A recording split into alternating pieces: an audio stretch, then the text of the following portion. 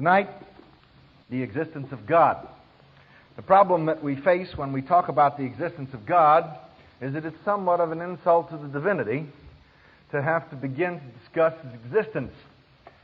In fact, I think it was Soren Kierkegaard, the great theologian philosopher, who said that it is extremely dangerous to discuss in the presence of God His existence, simply because he takes an extremely dim view of it as recorded in Holy Scripture.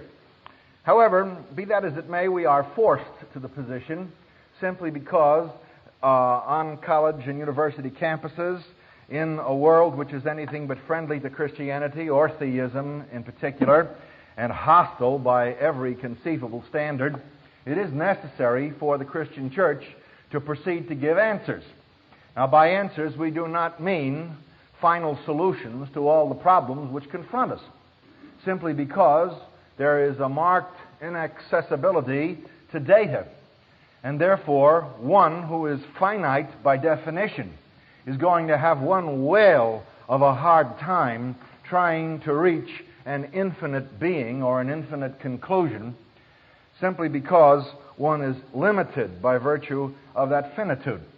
And so when we start talking about an infinite being, and that is always what we mean when we speak of God in the Judeo-Christian concept, it boggles the mind, and the Christian sometimes feels at a loss.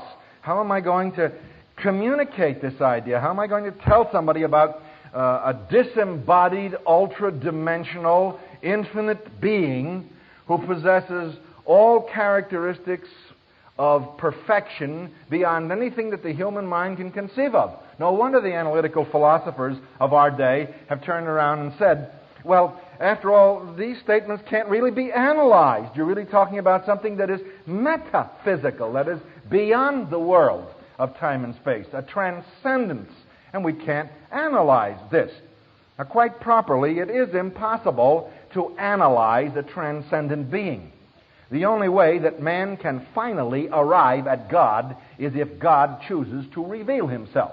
This is the position which Scripture gives us. But what we are going to attempt to do is to give some reasonable alternatives for the unbelief of men who claim that there is no such thing as any evidence, that we can't consider any factual data that would lead us in this direction, that we can't even conceive of a being like this. And therefore, what's the sense of even talking about it? The market is glutted today in philosophy with books on the subject of why you can't even talk about God. The reason you can't talk about Him is because the concept, never mind the being, is irrelevant. Now, if we for a moment suppose that we shall ever convince an unbeliever by any series of propositions, logical thought, or inferences or inductions, that the God of the Bible exists, we are deluding ourselves. The ultimate proof, as I said before, is the revelation of God Himself in time and space. What we can do is give reasons for faith. What we can do is lay out evidence. What we can do is lead people in the direction. But it's impossible, by the standards that men have set themselves, to prove anything to them at all, because they have not ruled God out of existence by really logical processes of thought. They have defined Him out of existence. And I would like to know how any intellect, however brilliant, can lick a problem where the definition excludes any possibility of explanation. You can't. And so the thing that the Christian must do is to come up with reasonable arguments, reasonable evidence, factual data, and provide this information. And then ultimately leave this in the hand of the Spirit of God, who must touch the hearts and minds of men. The philosopher has a classic weakness. He is bound inextricably to human reason and logic for the solution of problems without any real consideration of the limitation of human nature because of evil and sin. He therefore concludes that he can arrive at truth, absolute final truth, in certain areas without any real consideration of the problem of sin. And this, of course, from a biblical perspective, is impossible, and also experientially impossible. So what we will try to do in discussing the existence of God, and even the term is questioned today by philosophers and multiple facets of unbelievers, all we're going to try and do is to look at the evidence. We had a governor in New York State a few years back whose name was Al Smith. He was the first Roman Catholic ever to run for president. And every time he was challenged by any of the people who wanted to point out something about him and his administration as governor of New York, he would say, "Let's look at the record." And then he would proceed to reel off the record of his administration. And that phrase came from American politics into our colloquial vocabulary. Let's look at the record. All you can do with the unbeliever, philosopher, psychologist, psychiatrist, scientist, or just General Joe, is to present facts and evidence. You can never, ever, by the standards which have been set up, prove something to him. There's a very interesting book that was released a few years ago and has now gone through 26 editions. It's called Science is a Sacred Cow. It's written by Dr. Anthony Standen, formerly of Columbia University, a professor in the science department. He dedicated the book to the Long Island Railroad. He said, the longer the train was delayed, the more chapters I could write. That gives you some idea of his approach to the subject. He began by pointing out that the scientific method so admired by the philosopher who wishes to pour all truth into that mold is really not so reliable after all.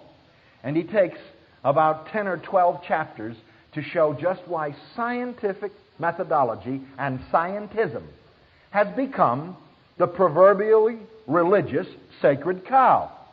And the philosopher has gone down the primrose path hand in hand with the scientist. What the scientist, says Dr. Standen, does not realize is that the moment he starts to extrapolate from his premises to a conclusion, he is no longer a scientist, he's a philosopher.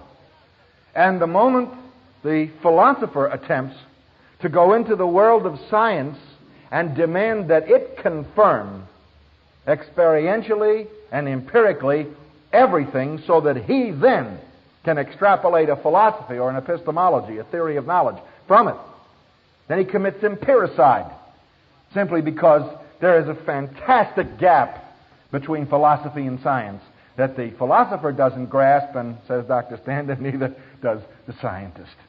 So, we begin by recognizing that there are sound principles of inductive reasoning. We also recognize analogy as a valid course of study. And, of course, the four formal laws of logic before whom all philosophers bow daily. What we are interested in is finding out whether or not there is a reasonable alternative to the non-existence of God as put forth today in our culture. How is it possible for us to do this? Well, I'd like to begin this way. I'd like to point out that there are standard arguments used for the existence of God. They have very impressive names. The ontological argument, the cosmological argument, the teleological arguments, the moral arguments, ad infinitum, ad nauseum. And you can go on with all the different forms of them from volume to volume to volume. In fact, I have a volume with me I brought along just for kicks called the Cosmological Arguments, a Spectrum of Opinion. Now, in this one book, and I can easily show you 400 more just like it, the philosophers have broken down one argument for discussion. And they are still chasing the argument, and nobody's really settled except the philosopher who says, this is the answer. And then somebody comes along in the next chapter and says, that's not the answer. And somebody comes along in the next chapter and says, they're both wrong, this is the answer. And then in volume 2, they proceed to recapitulate why the other one doesn't have the answer. Now, if I seem hostile to philosophy, I am.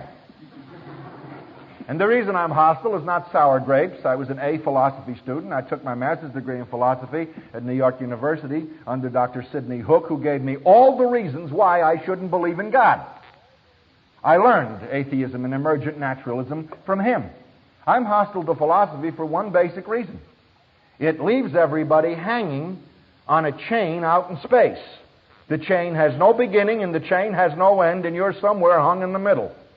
The philosopher really doesn't care. He's only interested in the particular link in the chain, which is his philosophy. Now, if you don't think that's true, simply go and analyze the whole history of philosophy from Anaximander and Anaxagoras all the way through to the present day. And you will find that they all consistently, in each school, recapitulate and then refute each other. No wonder that Tertullian, the great church father and philosopher, said, there can never be any agreement between Athens and Jerusalem. Athens is the worship of human reason, and Jerusalem, the worship of divine wisdom. You can have no agreement between these two. God inevitably must triumph in his own creation. Otherwise, there's just no sense, no purpose, no meaning to anything. And that's where Jean-Paul Sartre leaves us, in No Exit. That's where Albert Camus leaves us in his writings. The utter depravity, the utter darkness, the utter meaninglessness and purposelessness of mankind and nature. And Bertrand Russell, looking back over his life at the age of 92, said, I see only bleakness and darkness and despair. Why?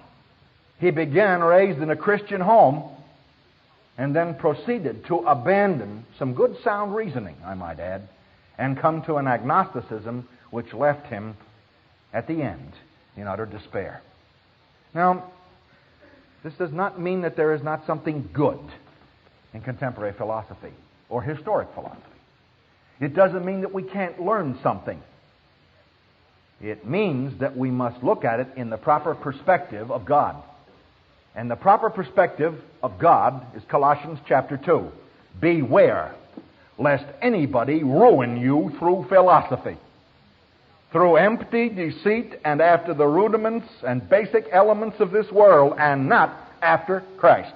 For in him dwells all the fullness of God in flesh. It's a marvelous statement.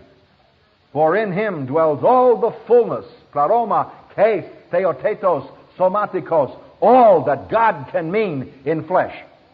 That is incarnate wisdom. So, we have a very definite position. We make absolutely no apology for it. Christianity begins with Summa Theologica and Summa Philosophia.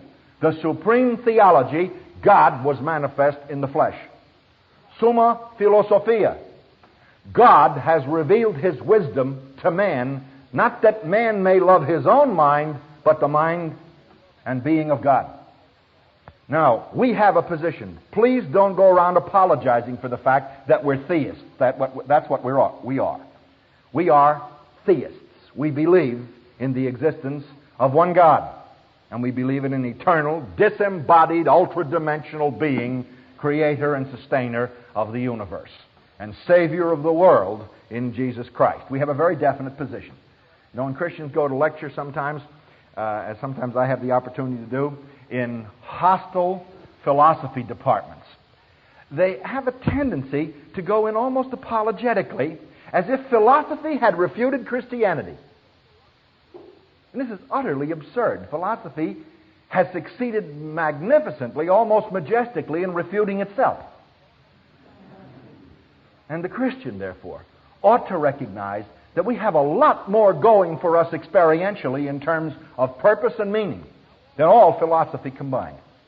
After all, the philosophers have never yet erected a hospital. They have never yet built any orphanages. Nobody ever went to Africa, Asia, or out into the wilds of the world and tried to present Jean-Paul Sartre's existentialism.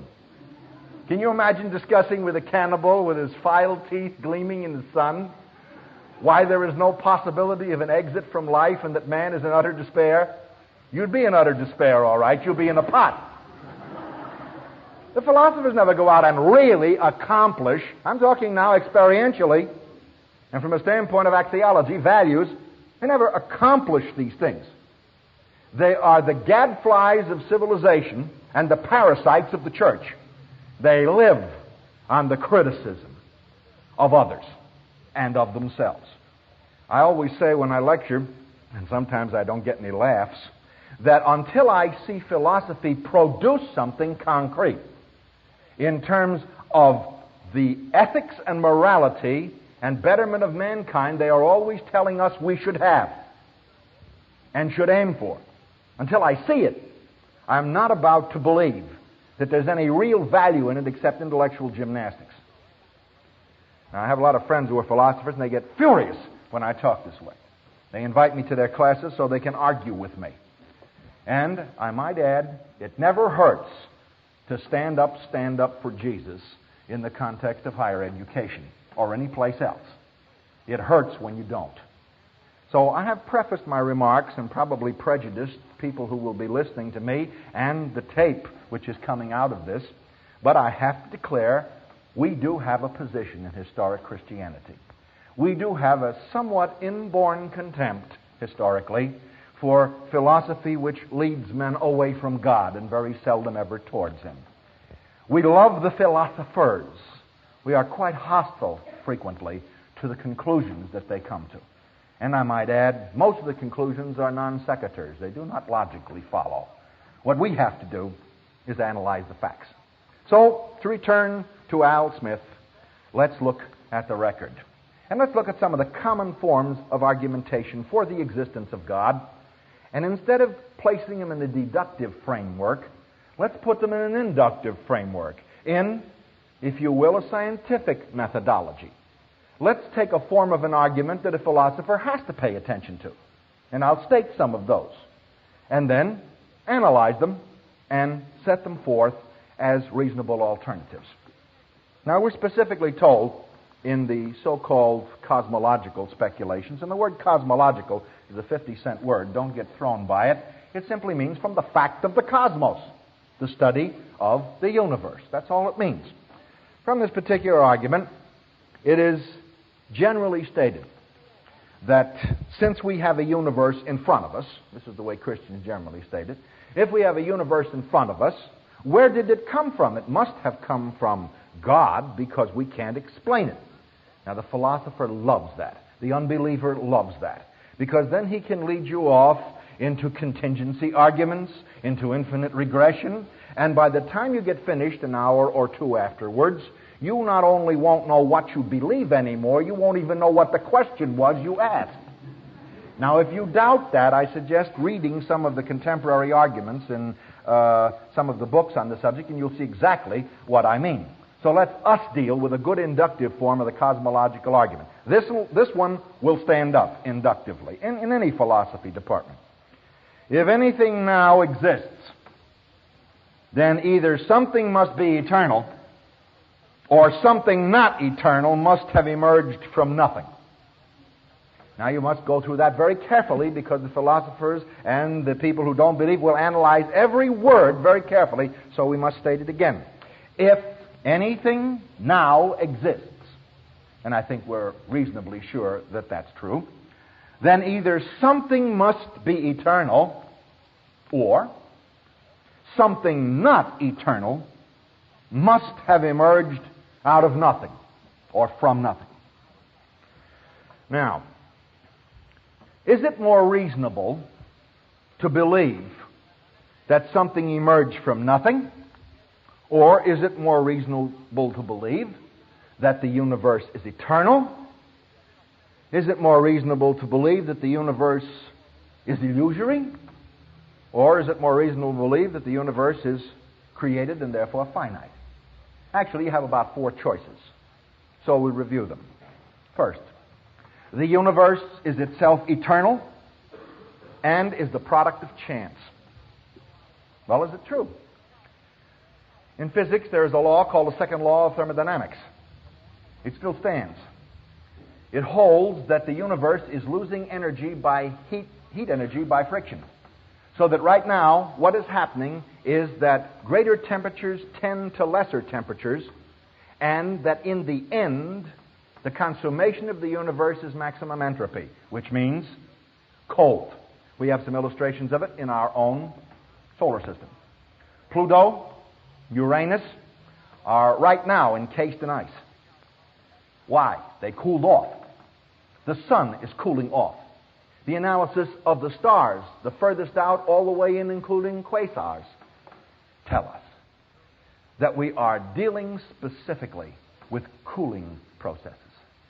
Therefore, we are not living in an eternal universe, because whatever tends to maximum entropy was at one point in time greater than it will be when the maximum entropy arrives.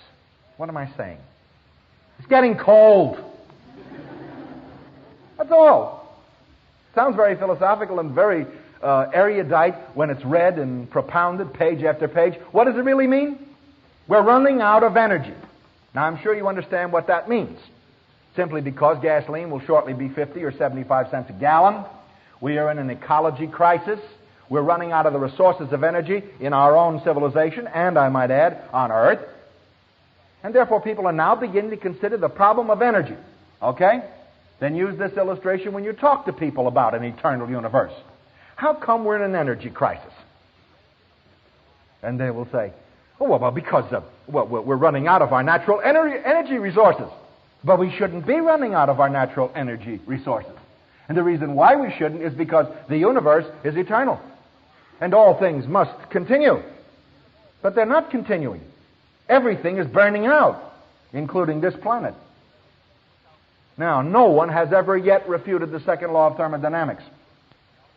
And in the book, Dr. Einstein and the Universe, Lincoln Barnett points out that Einstein's basic argument from his own studies and his own great advances in physics led him to state time and time again, the second law stands. Everything is tending to entropy.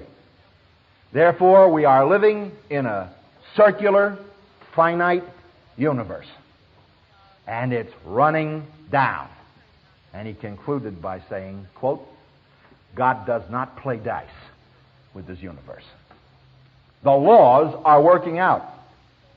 Now, the philosopher says there's no such thing as a law. It's a statistical probability. What does that mean? That means that what you think is a law really isn't a law.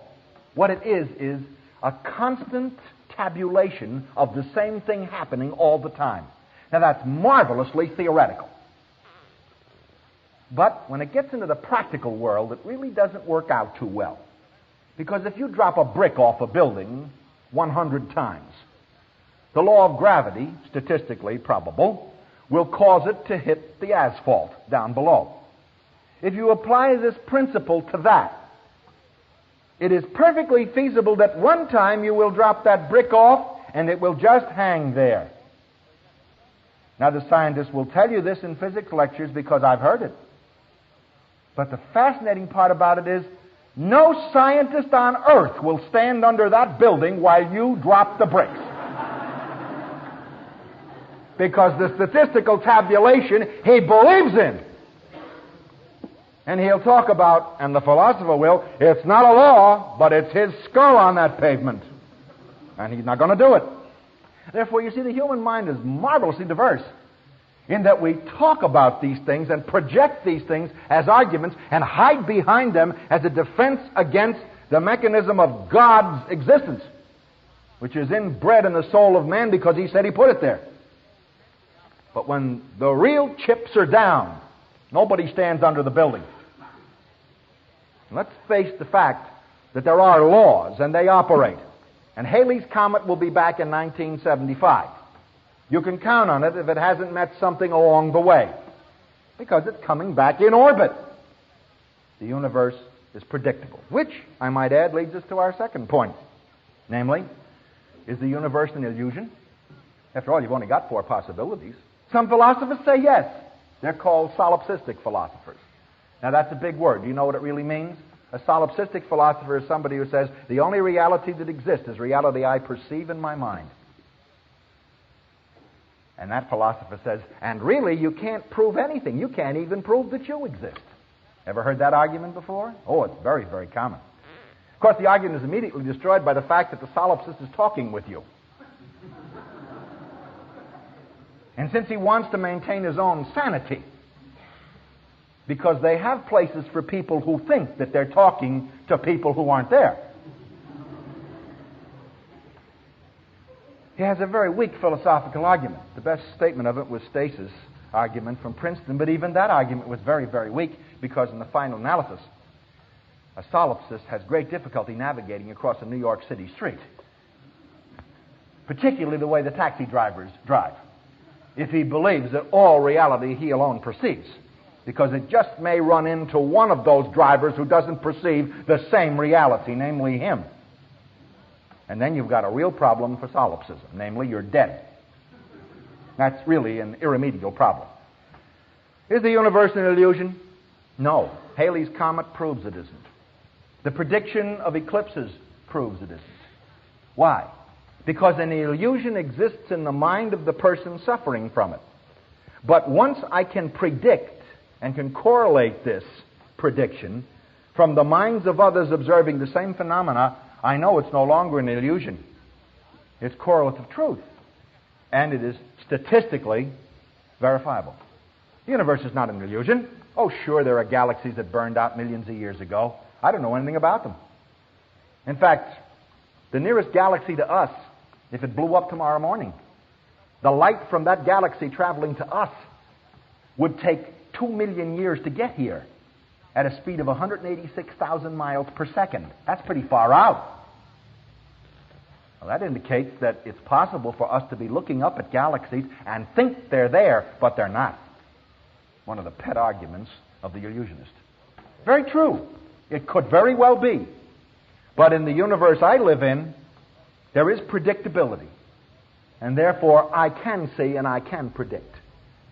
And there's considerable evidence from the shift in the red shift in the spectrum and other scientific facts we don't have time to go into, that there's reality way out there on the fringes of the galaxies. So the universe is not eternal because it's running down, as the old statement goes. The universe is certainly not illusory because we can predict. Is indeed the universe now something which arose spontaneously out of nothing? And we're back to our basic premise again. If anything now exists, then either something must be eternal or something not eternal must have emerged from nothing. All right. It's the first principle of physics that from nothing, nothing derives. So if you're going to argue for a spontaneous emergence of multiple forms of energy and matter in constant interchange in vast quantity, and you are going to say that this emerged from absolute vacuum, from nothing, you are at the juncture of having to affirm more faith in an irrationality than in the belief of an intelligent being who created the laws that govern what we can observe. Now, if the Christian thinks for a moment, the Christian knows that the average mind is not going to buy the universe out of nothing, because everybody recognizes the fallacy instantly. From nothing, nothing emerges. Now, I know there are philosophers, and this may come as a shock to you, and even astronomers, who have said with a straight face that from nothing, nothing comes is not necessarily true. One of them was Fred Hoyle, who set forth the steady state theory, that the universe was always exchanging energy and converting it from energy to matter and back again. Therefore, the universe was eternal. However, his theory was disproved a few years ago by his own colleagues, and then he wrote another paper. And I read the paper, and it was fascinating, particularly a sentence in it where he said that the only possible conclusion that we can now come to in astronomy, as far as he is concerned, is that the entire universe emerged spontaneously from nothing. I read it twice because I wanted to be sure I was reading the right thing. And that's exactly what it was, so help me.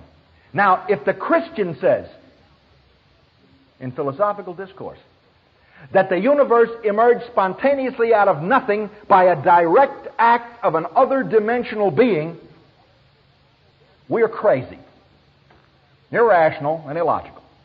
But the scientist and the philosopher will cooperate together in affirming an even greater absurdity, that within this dimension, with no evidence whatsoever, everything just appeared at 6 a.m., 12 1/4 billion years ago. I think that requires an enormous amount of faith, and scientists and philosophers are not supposed to have any. Remember that. That's a prerequisite. Faith is the substance of what is hoped for, the evidence of the intangible. The scientist proceeds from a particular instance to a general conclusion and validates it inductively by experimentation. Going to follow a scientific method to establish the universe as emerging spontaneously out of nothing. I would like to see the data. And there is none. Therefore, it has to be rejected. And finally, the universe was created and is therefore finite. It was created by a force transcending it by infinity, and a force that we cannot observe in this time-space continuum. Now our philosopher friends come back and say, well, that force itself could have ceased to exist and the effect or the universe gone on. And so you're chasing a phantom. You can't find God there. We're not attempting to find God there. We are attempting to show that the universe is finite and that the cause for its existence is not here. And we are attempting to show that there's no evidence that any cause for this universe disappeared a long time ago. Why? Because there's such a thing as radioactive decay. And the scientist and the philosopher recognizes it. He recognizes the fact that radium has a specific half-life, and that it inevitably ends up as lead. We have radioactive carbon dating, which tells us the age of fossils, and the scientists will swear by it.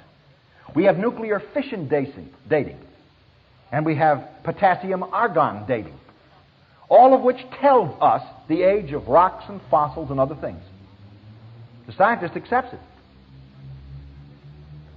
In accepting it, he is acknowledging that there is a measurement of time. And he ends up with a universe somewhere between 4.5 and 12.25 billion years old. And it has absolutely no evidence at all for existence on a scientific basis. Therefore, we are faced with a finite universe running down, which had to have an origin greater than itself. There's no reason to suppose that the initial cause just disappeared.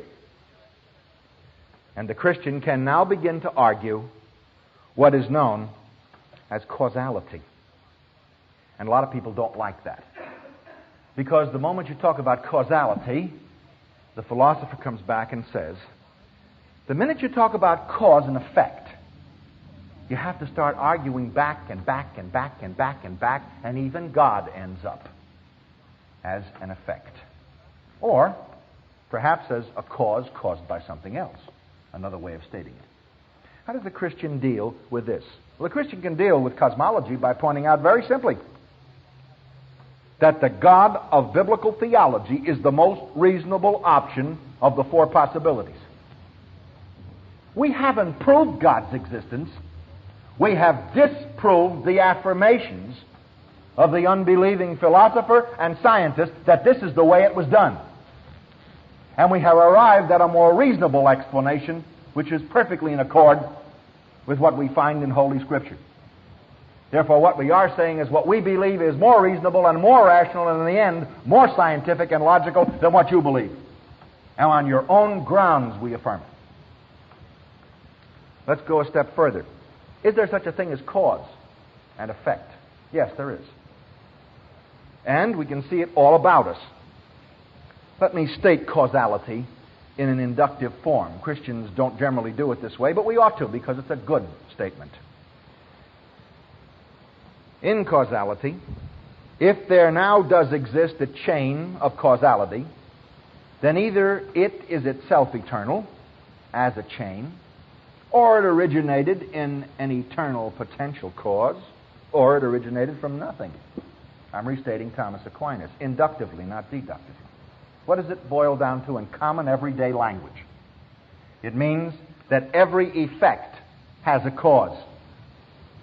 And if you start regressing from you to your parents, and if you start regressing from Earth back into the solar system, eventually you end up, the best scientists tell us, with grandmommy and granddaddy hydrogen atom. Now, nobody knows where they came from, but they were there. George Gamow points out in the Big Bang theory that this gigantic explosion brought the universe into existence. And nobody knows where the atoms came from, but they exploded. And this is what brought the universe to what we see today.